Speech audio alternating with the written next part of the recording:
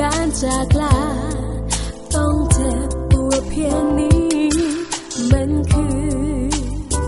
ความทรมานที่เฮาบ่เคยต้องการจะได้สร้างบาดแผลที่แสนสาหัสและให้คอยหับไว้ผู้เดียวในเมื่อเจ้าบ่หาบ่อยากฟื้นอีกต่อไปทุกอย่างจะพ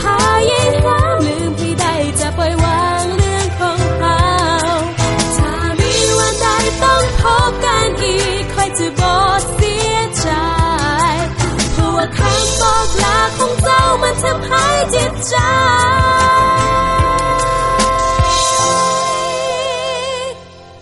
เมื่อคิ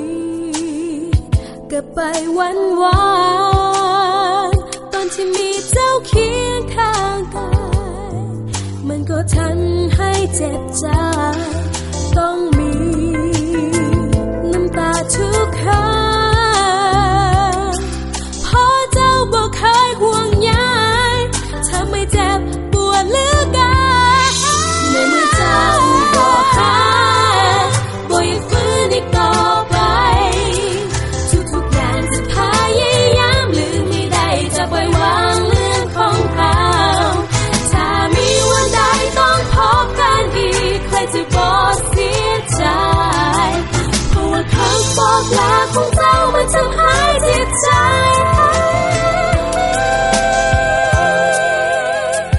ต้องพังสล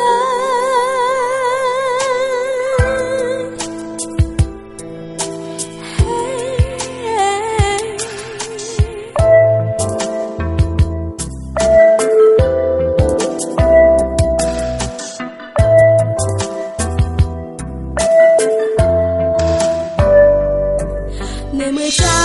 บ่หาบ่อยากฟื้นอีกต่อไปทุกอย่างจะพยายามลืมให้ได้จะปล่อยวางเรื่องของเขาถ้ามีวันใดต้องพบกันอีกใครจะบ่เสียใจเพราะว่าคำบอกลาของเจ้ามันทำให้เจ็บใจ